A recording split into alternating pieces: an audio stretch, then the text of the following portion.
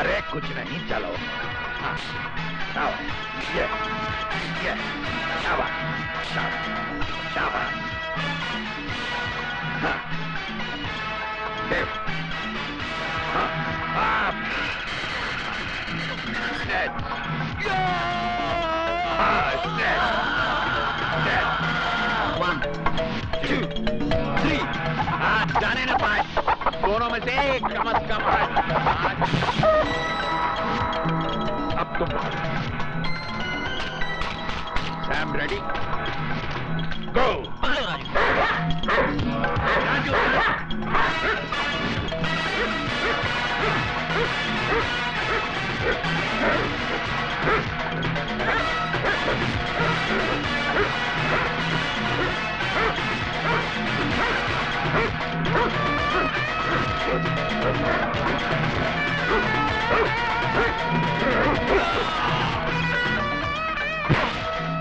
चलो राज। ये मुझसे नहीं होगा बाबा, बहुत दर्द हो रहा है। बेटे, ये दर्द उस दर्द के आगे कुछ भी नहीं जो लाल बिहारी और उसके आदमियों ने तुम्हें दिया। याद करो उस दर्द को जो सरेआम बेइज्जत होते वक्त तुम्हारी बहन ने महसूस किया होगा। वो दर्द जो आज तक तुम्हारी मां के कलेजे में नासूर बनकर टीसे मार रहा है।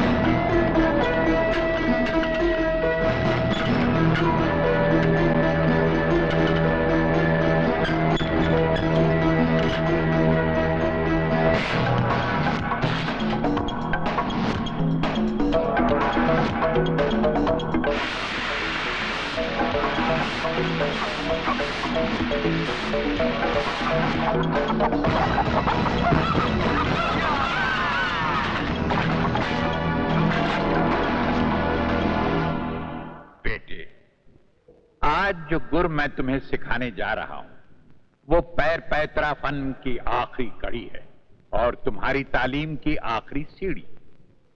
फर्ज करो लड़ाई के दौरान अगर तुम्हारी आंखों की रोशनी चली जाए तो तुम अपने सामने खड़े हुए दुश्मन को उसके कदमों की आहट से और उसके वार को हवा के रुख की काट से पहचान सकते हो। अब मैं वार कर रहा हूं, अंदाजा लगाओ कि वार किस तरफ से हो रहा है।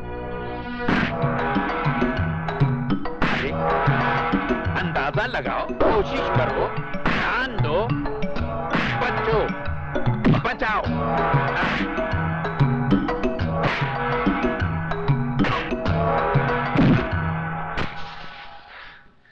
क्या बात है बेटे, पिछले 2 हफ्तों से तुम प्रैक्टिस कर रहे हो, लेकिन ये तुम्हारी समझ में क्यों नहीं आ रहा? बाबा, अगर आप इजाजत दे तो मैं राजू को सिखाने की कोशिश करूं? लड़की, तुम इसे सिखाओगी तो नहीं, बल्कि इसके ध्यान को भटकाने की कोशिश करोगी। आग और मोम एक साथ नहीं रह सकते। बाबा, मेरी मोहब्बत मोम नहीं, सब्र का वो फौलाद है जिसे कोई आग पिघला नहीं सकती। अरे ये क्या?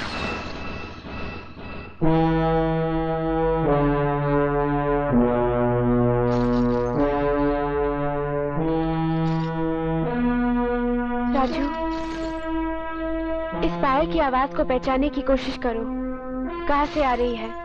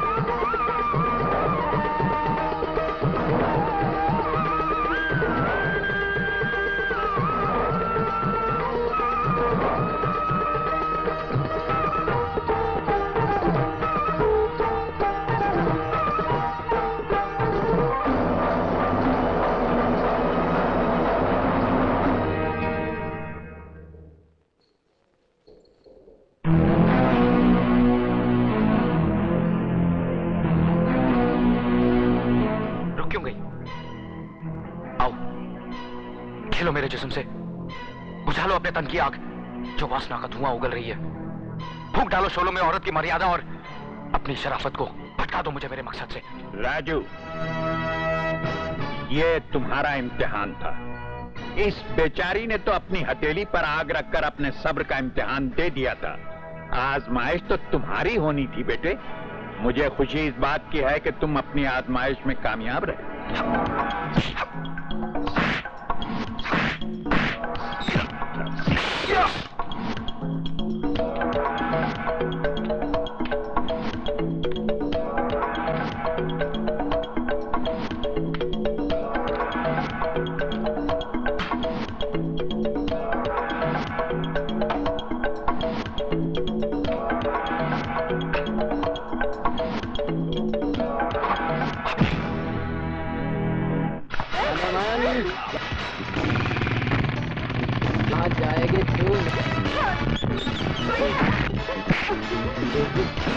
अजी उठो ना।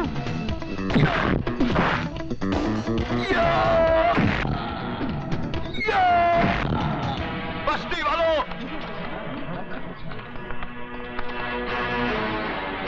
गौर से देखो इस हरामजादे को और पहचानो रावण के इस सैनिक को। तुमने मेरी बहन की बर्बादी का नजारा तो देखा था, अब इसकी मौत का तमाशा भी देखो।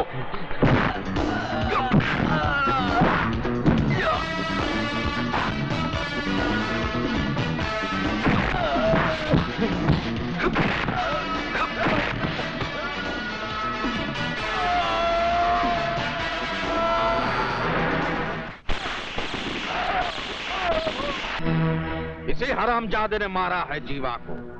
जीवा से इसकी बहुत खटापटी थी। बिहारी जी, ये भी तो हो सकता है कि किसी और ने मारा हो। और कोई मार ही नहीं सकता दुर्योधन, क्योंकि वो जौन पैतरे से मरा वो पैतरा हमारी स्कूल का है। बड़ी ससुराऊ पैतरा बहुत अच्छी तरह जानता था। लाल बिहारी,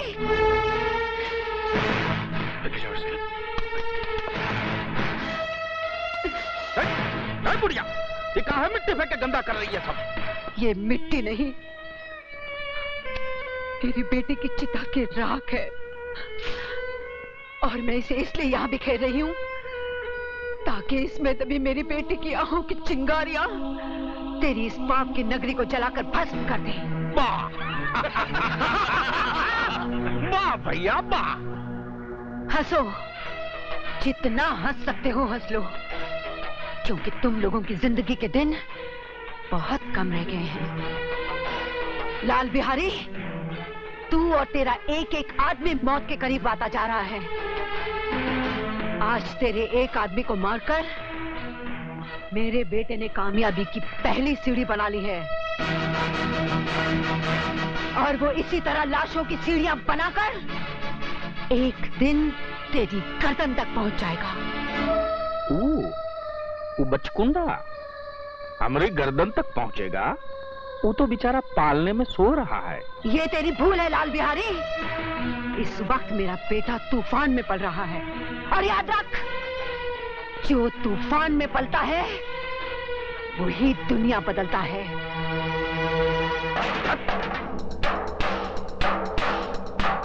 अब बात हमारी खुपड़िया में आई। हमरे दुश्मन को बाबा ठाकुर पाल रहा है। हमने उसे जिंदा छोड़ दिया कि वो अपने अपाहिज बेटे की लाश उठा उठाकर खुदा ही मर जाए, मगर वो अब तक जिंदा है, अब जिंदा नहीं रहेगा।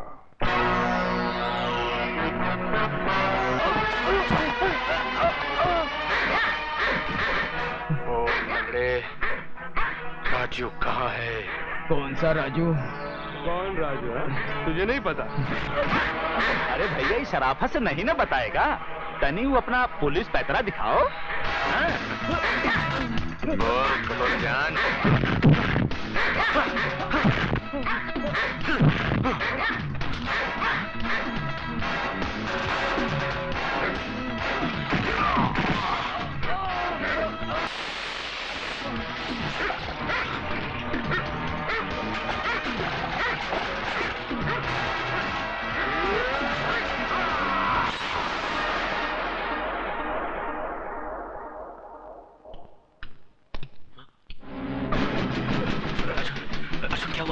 राजू, लाल बिहारी का आदमी तुम्हारी तलाश में आए थे।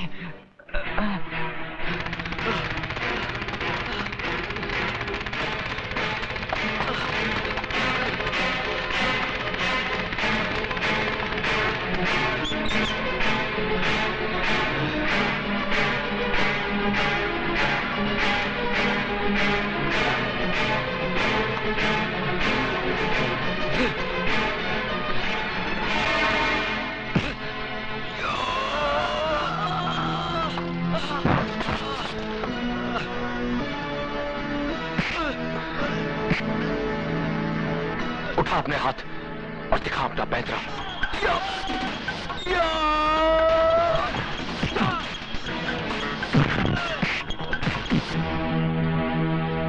याद है ये जगह? यही मेरी बहन की इज्जत लूटी थी और वहां तुम लोगों ने मुझे रस्सी से लटका दिया था।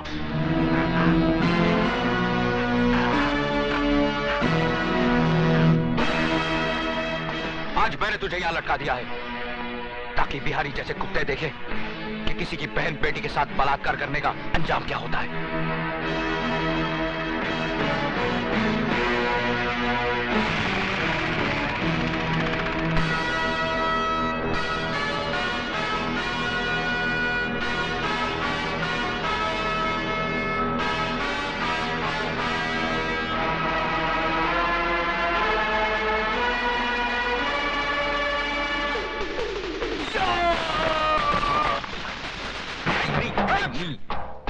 खा तो लिया, ससुर अब का बाकी रहा है। जिस दिन से तुम्हारे चरण इस घर में पड़े हैं, इस घर को ग्रहण लग गया है। मामा, अब हम समझा हूं कि हमारी बहन तुम्हें जन्म देते ही क्यों मर गई।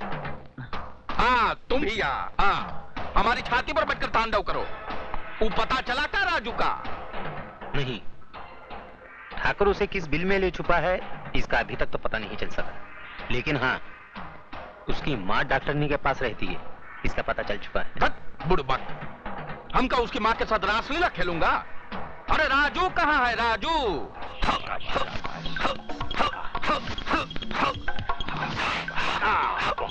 बहुत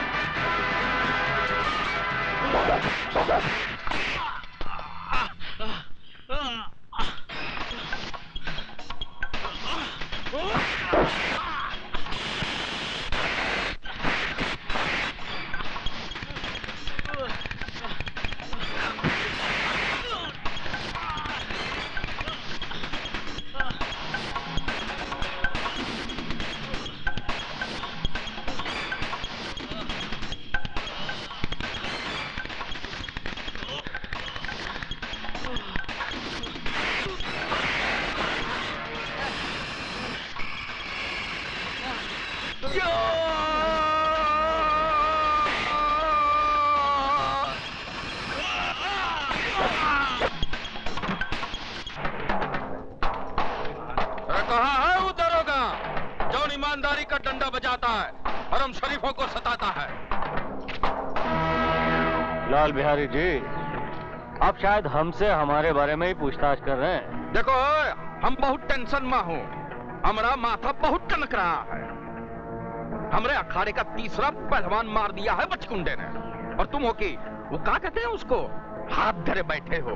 हाथ पर हाथ धरे कहाँ बैठे हैं बिहारी जी, हमारी कोशिश जारी है, सबूत की तलाश है। आप एक काम कीजिए, तीसरी कंप्लेन भी लिखवा दीजिए। वाह दरोगा जी वाह, सरकारी सुझाव दे रहे हो। हम कपलेट पे कपलेट लिखाता रहूं और वो हमरे पहलवानों को दिन दहाड़े कपलेट की तरह तोड़ता रहे।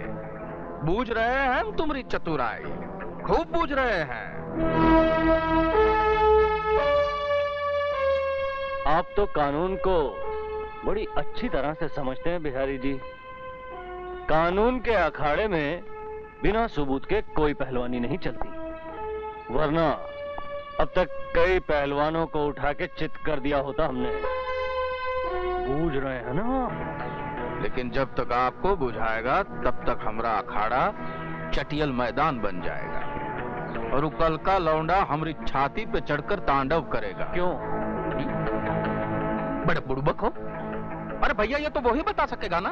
मैं आपसे जानना चाहता हूँ, क्यों वो एक एक करके आपके आदमियों को मार रहा है? क्यों वो लाशों की सीढ़ी बनाकर आप तक पहुंचना चाहता है? क्या दुश्मनी उसकी आपसे? दुश्मनी तो आप हमसे निभा रहे हैं, सवाल पर सवाल झपट रहे हैं। कह दिया ना, हमको कुछ नहीं मालूम। मालूम तो है, और मालूम उन बस्ती वालों को भी है जिनकी जबान पर दहशत के ताले पड़े हैं और पैरों में बुज़दिली की बेड़ियां। सच ये है लाल बिहारी कि राजू की बहन का बलात्कार तेरे इशारे पर हुआ है। बकवास मत करो दरोगा जी, तुम्हें हमारी पहुंच का अंदाजा नहीं है। हमारी पहुंच ऊपर तक है। ऊपर वाले तक? फिर तो ठीक है, क्योंकि ऊपर वाले के सिवाय मैं किसी से नहीं डरता। और दोबारा अगर मुझे पहुंच दिखाने की कोशिश की तो उठा के तुझे अंदर कर दूंगा, वो भी बगैर सबूत के, क्योंकि हम इंस्पेक्टर जरा दूजे किस्म के हैं। जाइए आप यहां से, गेट आउट।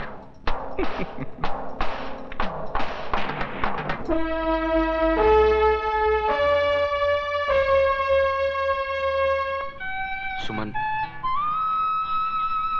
थोड़ी देर बाद हमारे रास्ते अलग हो जाएंगे। जब मंजिल एक है तो रास्ते कैसे अलग हो सकते हैं? तुम शायद भूल रही हो, मेरी मंजिल सिर्फ फांसी का फंदा है। तो फिर उस फांसी के फंदे पर सिर्फ तुम्हारी ही नहीं, मेरी भी गर्दन होगी। मैं तुम्हारी सजा चुरा लूंगी। लोग खुशियां चुराते हैं, तुम कम चुराओगी? राजू, तुम्हारा सब कुछ मेरा है। मैं तुमसे जुदा रहकर एक पल भी जी नहीं सकती। इस ससुर पुलिस वाले यहाँ क्या करें? तुम लोगों की हिफाजत के लिए। मगर क्यों? तुम्हारे साथी एक एक करके मौत के घाट उतारे जा रहे हैं, इसलिए इंस्पेक्टर प्रधान ने तुम्हारी हिफाजत के लिए अपनी फौज लगा रखी है, ताकि कातिल तुम तक पहुंचने की कोशिश करे और पकड़ा जाए। इस तरह से तो हम लोग बंदी बनकर रह जाएंगे, बाहर भी नहीं निकल सकेंगे। तुम्हें बाहर आने जाने की क्या जरूरत है?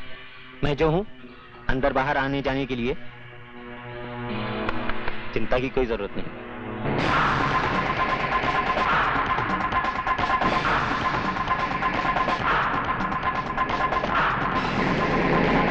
रोक दे भैया, गाड़ी रोक दे। साले लंगोटी की तरह चिपके हुए हैं।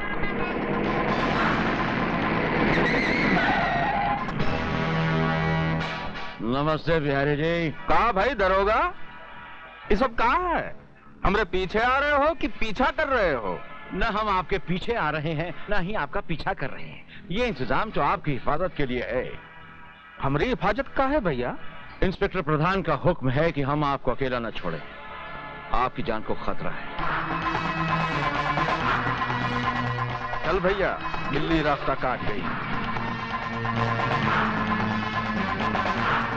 मामा, यहाँ भी पुलिस?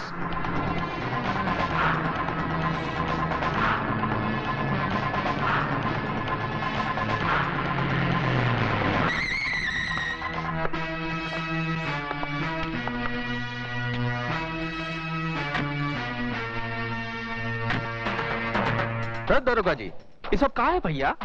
हमारा बंगला का गुड़ का ढेला है जो तुम्हारी खाकी वर्दी वाली चींटियों ने घेर रखा है।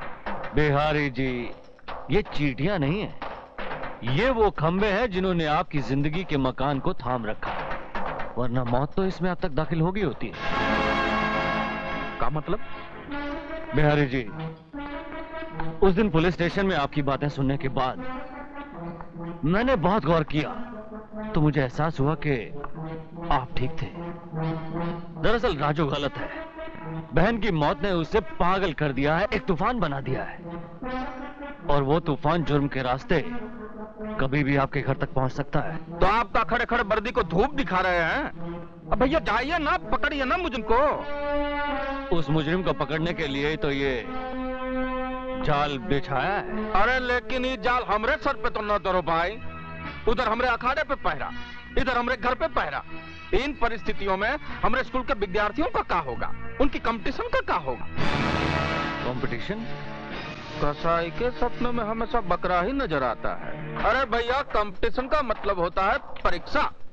जैसे विद्यालय में परीक्षा होता है ना, बिल्कुल वैसे ही हम भी अपने पैर पैतरा स्कूल में विद्यार्थियों को आपस में लड़ाते हैं, और जो जीत जाता है उसको सर्टिफाई करके बाहर भेज देते हैं। बुझाया? स्विमिंग पूल में दारू पीने का मजा ही कुछ और है।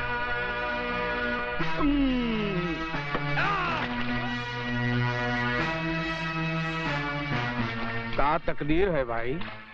पहले ये स्विमिंग पूल में सुंदर सुंदर कन्याएं नहाया करती थी, अब ये भैंसा जल क्रीड़ा कर रहा है।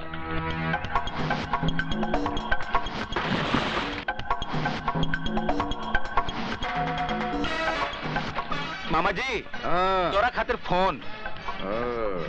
अब ये मामा फोन ही पकड़ने के लिए रह गया है।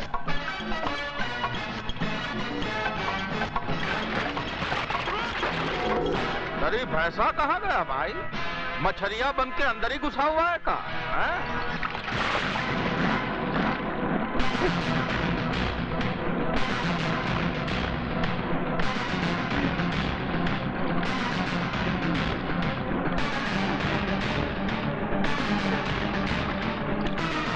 ये जानते हुए कि वहाँ पुलिस का पहरा है, तुम्हें क्या जरूरत थी अपने आप को खतरे में डालने की? अगर तुम्हें कुछ हो जाता तो... कुछ नहीं होगा मुझे, और अगर होता है तो हो जाए। अभी भी उन दो हरामजादों की गर्दनें मेरे हाथों से दूर है। समझ में नहीं आता उन दो सांपों को बिल से बाहर कैसे निकाला जाए। इसकी तरकीब भी मैंने निकाल ली है बेटे। मेरे पास वो बीन है जिसकी आवाज तो क्या, उसकी शक्ल देखते ही वो दोनों बिलों से निकलने पर मजबूर हो जाएंगे।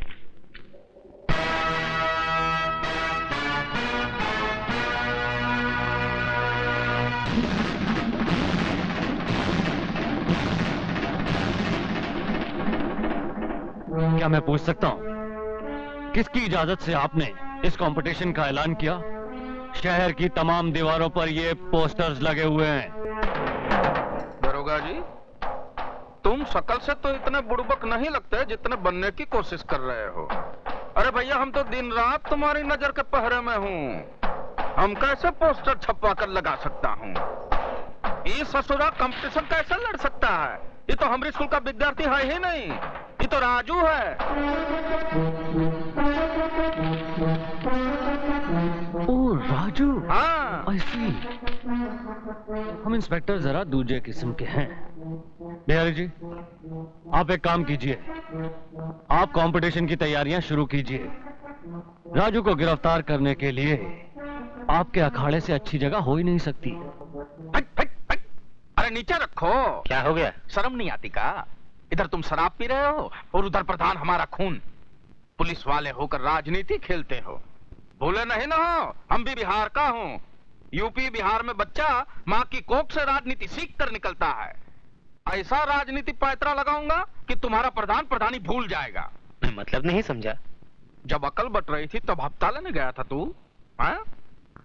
ये ले, और मेरी बात गौर से सुन। हाँ, तूने कहा था ना राजू की माँ डॉक्टरनी के पास है। हाँ। उठा ला साली को, और उसका लौंडा है ना, उसको अखाड़ा पहुंचने से पहले ही नरक पहुंचा दो। उसकी माँ अखाड़े में राख डाल कर गई थी। हम उनके चरण कमलों में उसके बेटे की लाश अर्पण करेंगे।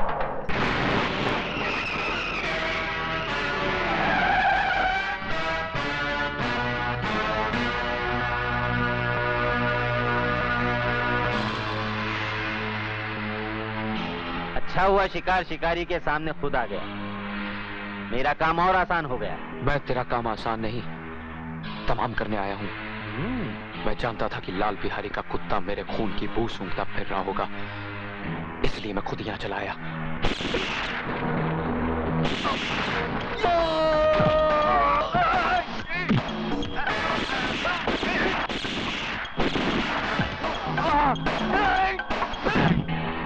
अब गोलियां भी खत्म हो चुकी हैं। अच्छा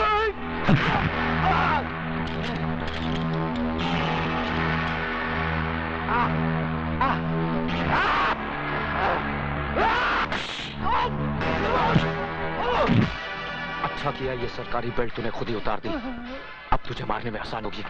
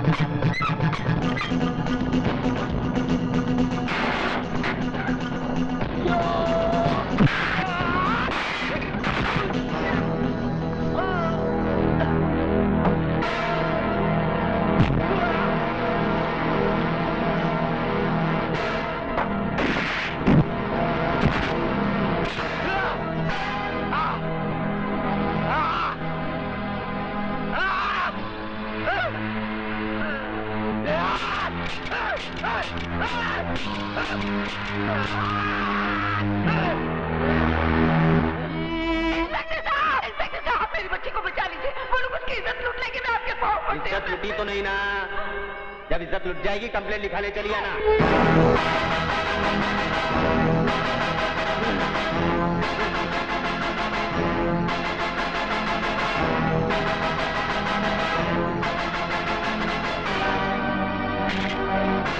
इतने घबरा गए मौत से, अपनी रिवॉल्वर भी नहीं पहचानते।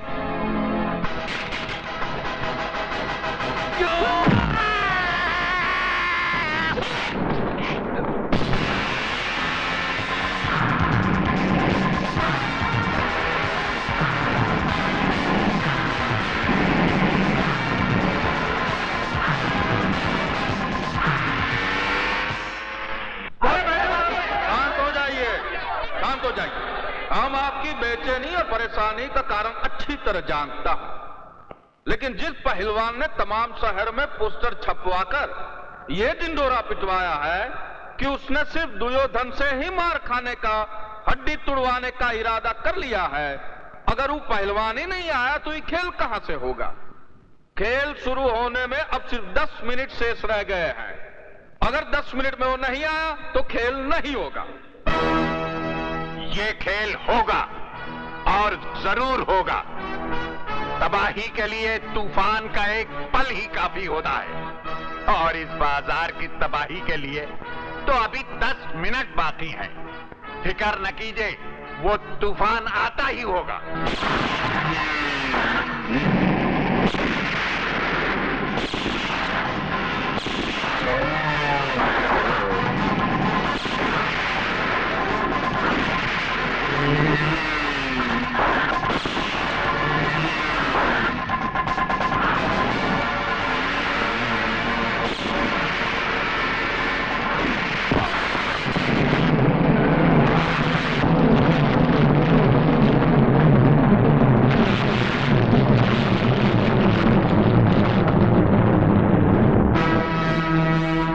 अब 1 मिनट शेष रह गया है। हमारे महागुरु श्री बाबा ठाकुर का दावा कि तबाही का तूफान जरूर आएगा। तूफान तो नहीं आया, लेकिन उनके चेहरे पर घबराहट का पसीना जरूर आ गया है। राजू ना अब तक आया है और ना ही आएगा, इसलिए बिना खेल खेले हम दुर्योधन को विजय।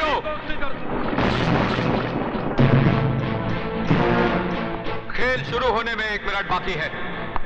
खत्म होने में नहीं।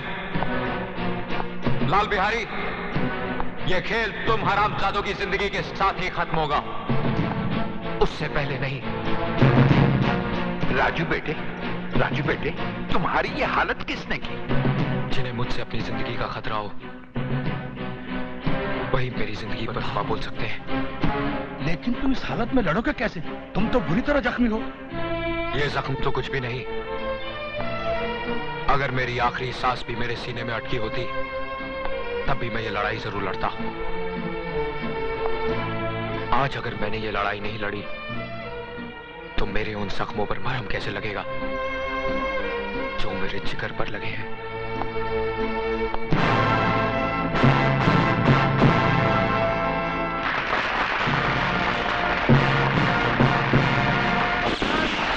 कोई अपनी जगह से नहीं हिलेगा। Mister Raj Verma, you are under arrest. Under arrest? Yes. किस जुर्म में इंस्पेक्टर साहब? इसने पुलिस स्टेशन में घुसकर इंस्पेक्टर कातरे का खून किया। ये खून ही है? कहा भैया खून करके हमारे अखाड़े में कंपटीशन लड़ने आया है? इधर हो जी, इनको हथकड़ी लगा और लेकर जाओ। ये खूनी का हमारे अखाड़े में क्या काम है? इंस्पेक्टर साहब, हम आपको राजू को गिरफ्तार करने से नहीं रोकेंगे। हमें सिर्फ आधे घंटे की मोहलत चाहिए। मैं वादा करता हूं कि मैं राजू के हाथ में हथकड़ी लगाकर आपके हवाले कर दूं। सॉरी, कानून हमें इसकी इजाजत नहीं देता। समझने की कोशिश कीजिए इंस्पेक्टर साहब, आधे घंटे की तो बात है। ये नहीं हो सकता। क्यों नहीं हो सकता? सर आप ये हो सकता है। ठाकुर साहब ने ठीक कहा। Thank you. आधे घंटे में कुछ नहीं बदलेगा। हाँ, ये बाजार जरूर बदल जाएगा। कोर्ट भी आखिरी इच्छा का एहतराम करती है, तो थोड़ी बहुत सुनवाई तो हम कानून के रखवालों को भी करनी चाहिए। हम इंस्पेक्टर जरा दूजे किस्म के हैं। स्टार्ट।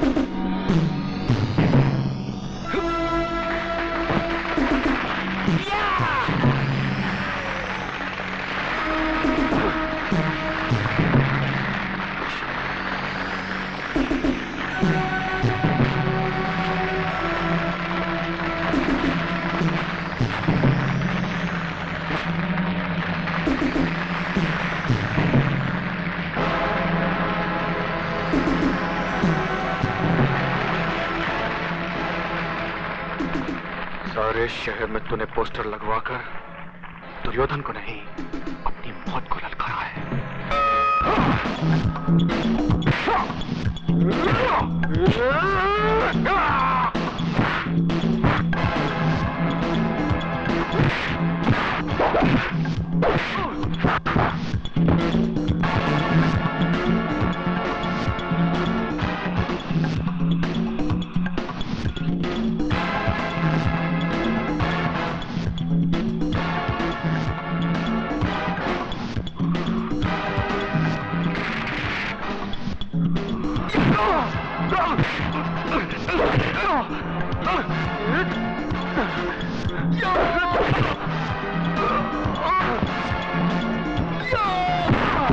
शाबाश राजू।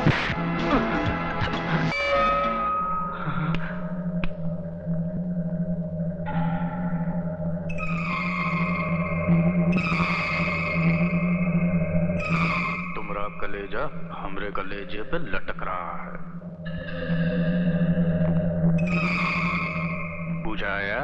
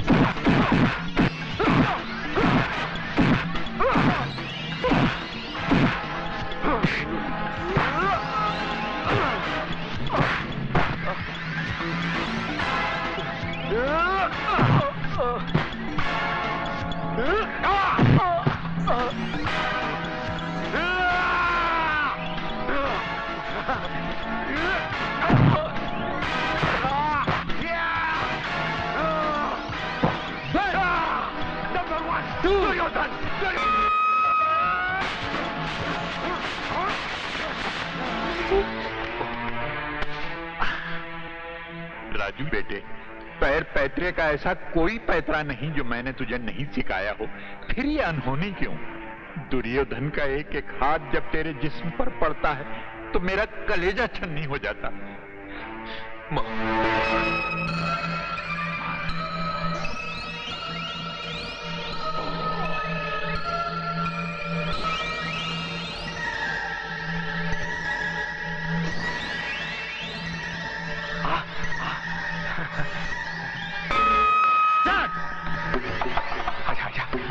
आजा बच्चे, सिखाता हूँ तुझे कराटे क्या होता है। कब चैंपियन, चैंपियन,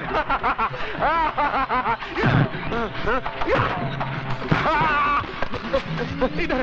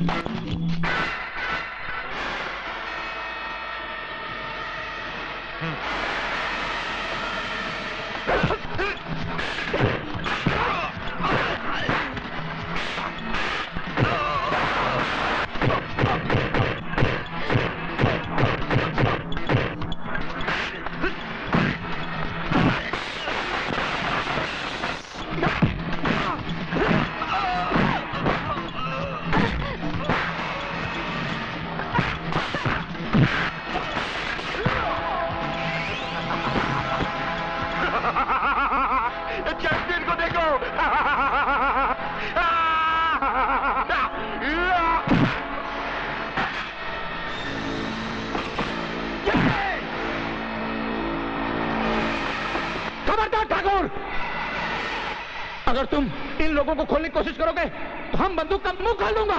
तुम लोग अब यहाँ से जिंदा बच के नहीं जा सकते। हम तुम्हारी मुंडी काट के थाली में सजा के मामा को पेश करूंगा। हमारा मामा बहुत कुछ होगा।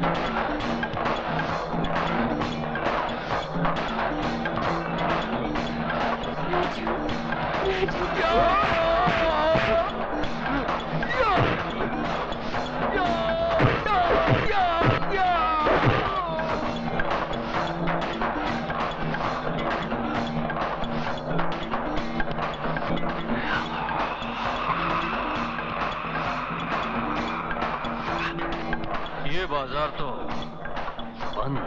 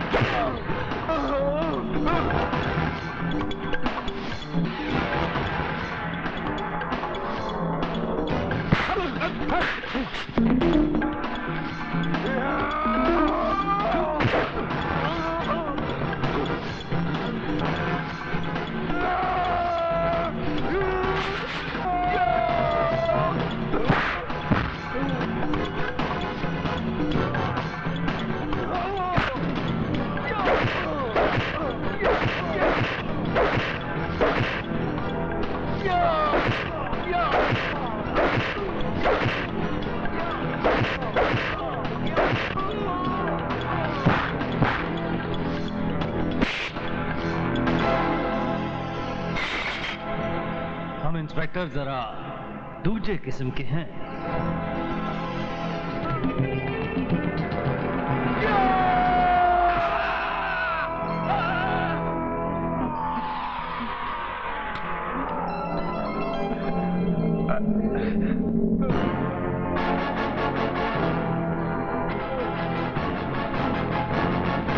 जैसी करनी वैसी भरनी।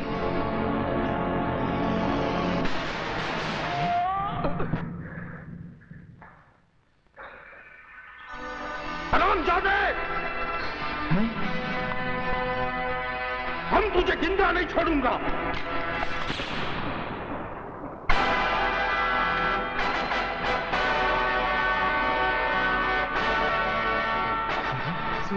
सुमन बेटी, ये तुमने क्या किया?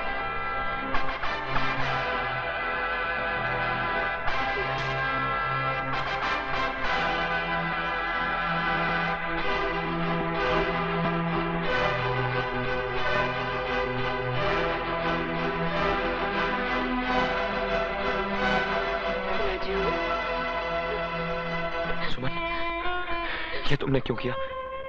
जिंदगी भर साथ जीने मरने की कस्में खाई है, उनको झूठा कैसे होने देती राजू? इस राक्षस को मारकर मैंने भी तुम्हारे साथ फांसी के तख्ते पर पहुंचने का रास्ता बना लिया है। साथ जी तो न सके, साथ मरेंगे Raju. Raju, I love you. तमाम गवाहों और सबूतों की रोशनी में यह अदालत मुजरिम राज वर्मा को सजाए मौत और कुमारी सुमन को उम्र कैद की सजा देती है। क्यों? एक को फांसी और दूसरे को उम्र कैद क्यों? कानून की नजर में एक खून की सजा भी फांसी है और 10 खून की सजा भी फांसी है। तो फिर मेरे साथ ये नाइंसाफी क्यों? हमारे मुल्क के कानून में औरतों के साथ ये रियायत बरती गई है। बदल दीजिए ऐसे कानून को जो एक तरफ औरत और मर्द के बराबर होने का ऐलान करता है और दूसरी तरफ औरत को उनके छोटेपन का एहसास दिलाता है। राष्ट्रपति जी, मैं यहाँ सजा माफ कराने की दरख्वास्त लेकर नहीं आई, बल्कि इंसाफ लेने आई हूँ। मेरा और राजू का जुर्म एक है, तो सजा भी एक होनी चाहिए, चाहे उम्र कैद हो या फांसी। क्योंकि तुम दोनों ने समाज के गंदे लोगों को खत्म किया है, इसलिए हम तुम दोनों की सजाएं माफ करते हैं।